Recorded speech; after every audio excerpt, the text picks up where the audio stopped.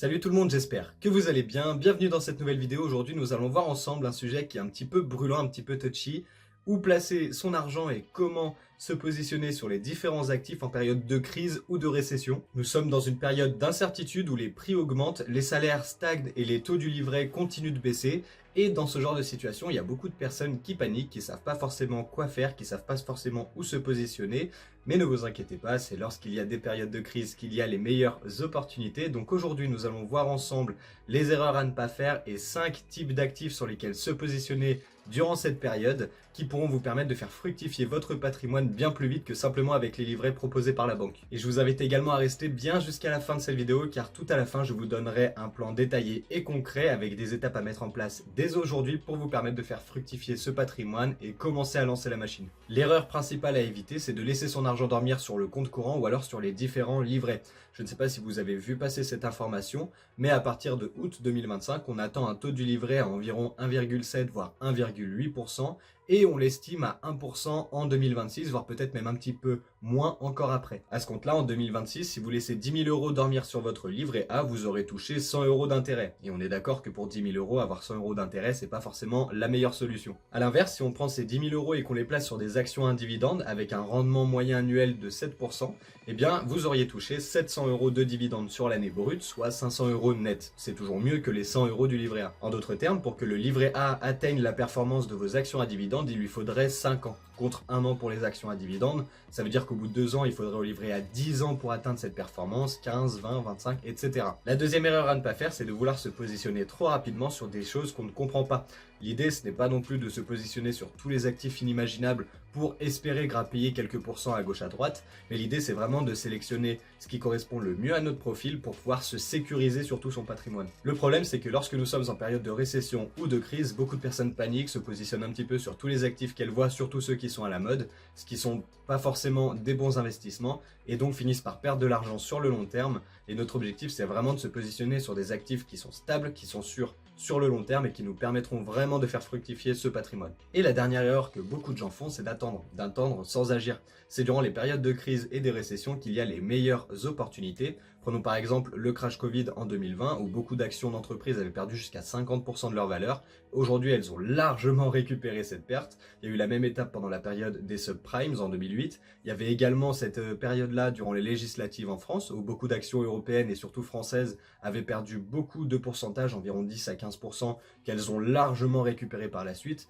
Globalement, lorsqu'il y a des grosses baisses, c'est là qu'il faut se positionner puisque derrière, la remontée est souvent bien plus importante que ce qu'il y avait avant. Ok, maintenant que nous avons vu ensemble les différentes erreurs à ne pas faire, eh bien nous allons voir ensemble 5 stratégies à mettre en place pour contrer cette période. Une des stratégies que vous pouvez utiliser dès maintenant, c'est de se positionner sur l'or ou les métaux précieux. L'or est une valeur refuge durant les périodes d'incertitude. Il suffit de regarder en 2008 avec les subprimes ou en 2020 avec le crash Covid, le prix de l'or a explosé, ou alors encore en 2025 avec les incertitudes aux États-Unis où le prix de l'or a encore battu des records. À chaque fois qu'il y a une crise, le prix de l'or explose ses records précédents. Donc finalement, investir sur du long terme sur l'or, sachant que d'autres crises vont arriver, c'est finalement tout bon. Si vous souhaitez vous positionner sur l'or, eh bien il y a plusieurs possibilités. Vous pouvez par exemple acheter des bijoux ou alors des pièces en or. Vous pouvez également acheter des lingots. Personnellement, si vous achetez des lingots, je vous conseille de les stocker dans des coffres-forts spécialisés auprès d'établissements sécurisés. Ça va vous coûter un petit peu d'argent chaque année. Mais si jamais vous stockez ce genre de biens chez vous, vous devez absolument en informer votre assurance qui va vous facturer plus cher.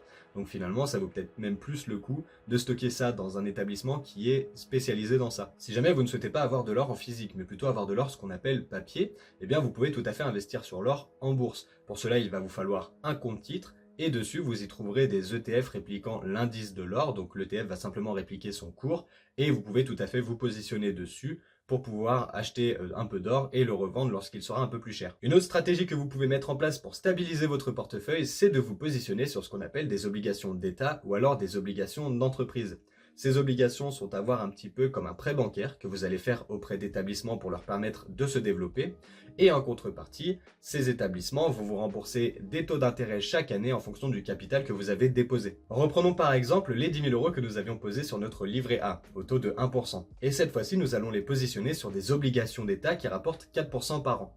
Eh bien, ces 10 000 euros sur les livrets A, vous auriez rapporté 100 euros par an. et bien cette fois-ci vont vous rapporter 400 € par an, soit 4 fois plus. Alors comment se positionner sur les obligations d'État? Finalement c'est assez simple. Globalement il vous suffit d'avoir une assurance vie, un compte titre ou alors un plan d'épargne en action et de vous positionner sur les obligations avec le capital que vous souhaitez leur allouer.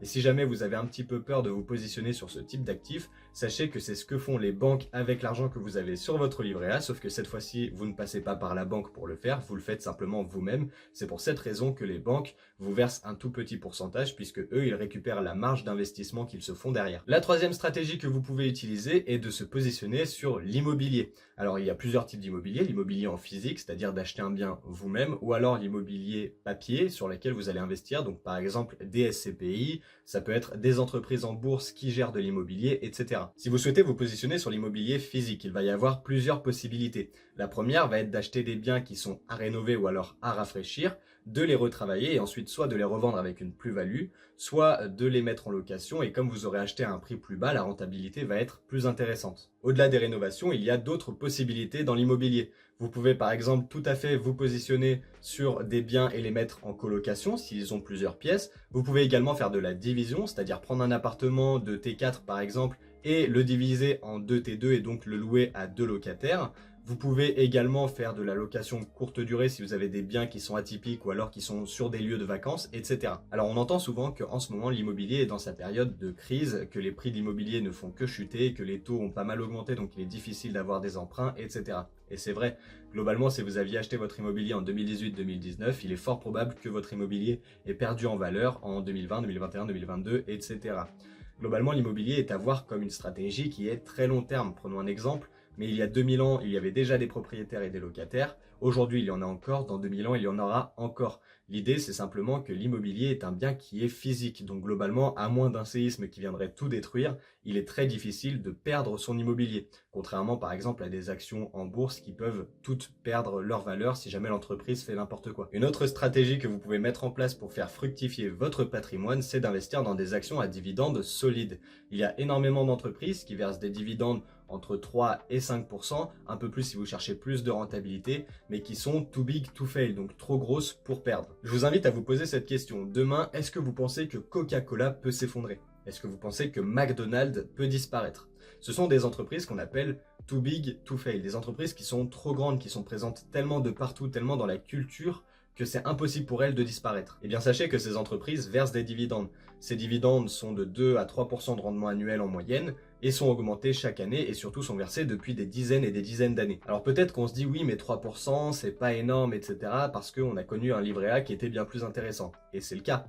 Mais n'oubliez pas également qu'en 2026 on attend un livret A à 1% et que Coca-Cola qui verse 3% de dividendes, c'est du coup 3 fois plus que votre livret A. Vous pouvez également vous positionner sur des entreprises qui ont un rendement qui est plus intéressant. C'est le cas par exemple en France de Total Energy qui verse 5 à 6% de dividendes annuels. Nous avons aux États-Unis par exemple Verizon Communication qui verse entre 6 et 7%.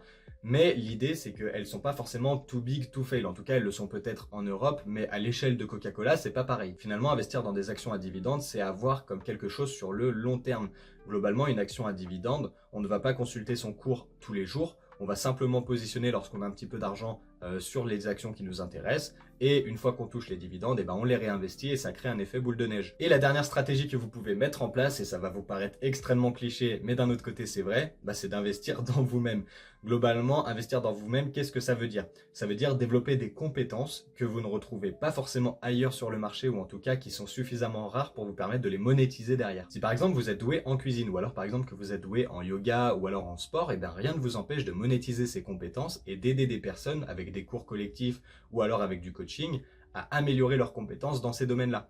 Par exemple, moi je suis plutôt dans l'informatique, j'ai appris à réparer des ordinateurs, et bien j'ai proposé mes services pendant un temps, ce qui m'a permis de me faire un petit peu d'argent lorsque j'étais étudiant. L'idée c'est de venir un petit peu chercher quelque chose qui vous passionne, donc voilà, ça peut être le sport, la cuisine, le yoga, ça peut être la randonnée, ça peut être vraiment tout et n'importe quoi, et éventuellement de monétiser cette compétence-là qu'une autre personne ne pourrait pas avoir mais qu'elle souhaiterait développer. Bien, maintenant que nous avons vu ensemble différentes stratégies pour faire fructifier son patrimoine, eh bien il est temps de se demander quel est le plan d'action que je peux mettre en place dès aujourd'hui qui va me permettre d'atteindre mon objectif dans 1 an, 3 ans, 5 ans, etc.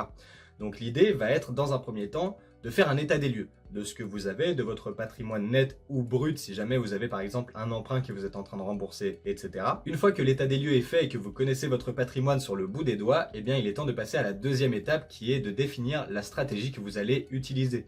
Je ne vous conseille pas de prendre les 5 stratégies en même temps de cette vidéo, mais plutôt d'en sélectionner une et d'aller chercher vos 100 premiers euros sur cette stratégie. Par exemple, si vous choisissez la stratégie des actions à dividendes, eh bien dites-vous, ok, comment maintenant je peux avoir avec ces actions à dividendes 100 euros par an? Et une fois que vous avez pris vos 100 euros par an, eh bien de changer éventuellement de stratégie. Ok, maintenant, je vais essayer de créer un cours collectif qui va me rapporter 100 euros par mois et de créer ce cours collectif. Et ensuite de dire, ok, maintenant avec ces deux revenus, je vais déjà les faire fructifier de leur côté, mais en plus de ça, je vais essayer d'aller chercher l'or et les métaux précieux et je vais essayer d'aller me positionner dessus. Donc là, j'aurai pas de revenus à proprement parler, mais de me positionner dessus avec ce que j'ai gagné de mes deux précédentes sources de revenus tous les mois pour pouvoir faire grossir ce patrimoine qui est là-bas, etc. L'idée va être vraiment d'activer ce qu'on appelle l'effet boule de neige grâce à différentes sources de revenus. Ça peut être des sources de revenus d'actions à dividendes, ça peut être des sources de revenus de cours collectifs que vous aurez mis en place, ça peut être des sources de revenus liées à l'immobilier, etc. L'idée va être vraiment de les multiplier, ces sources de revenus, car si un jour vous avez un problème, par exemple, vous ne pouvez plus travailler parce que vous vous êtes blessé, que vous avez un handicap, etc., eh bien vous avez de l'argent qui tombe d'ailleurs. Et ensuite, une fois que vous avez choisi votre stratégie et que vous avez fait votre état des lieux, eh bien il ne reste plus qu'à vous former sur le sujet qui vous passionne, donc les actions, l'immobilier, etc., et ensuite de passer à l'action. Ça ne sert à rien de se former pendant 2 ans. Beaucoup de personnes se forment et finalement ne font rien. Ça a d'ailleurs été mon cas. J'ai attendu 2 ans avant de placer mes premiers euros en bourse. Finalement, en fait, j'ai juste perdu 2 ans puisque j'ai quand même fait des erreurs. Donc n'hésitez pas, apprenez quand même. C'est important de comprendre ce que vous allez faire. Mais ensuite, lancez-vous, faites des erreurs, c'est là qu'on apprend le plus. Et voilà, c'est déjà la fin de cette vidéo. J'espère qu'elle vous a plu, j'espère qu'elle vous aura aidé à comprendre et surtout à agir en période de crise ou de récession. Si cette vidéo vous a plu, n'hésitez pas à la liker, à commenter, à vous abonner à ma chaîne YouTube si mon type de contenu vous plaît. Et moi, je vous dis à très vite dans une nouvelle vidéo. Salut tout le monde!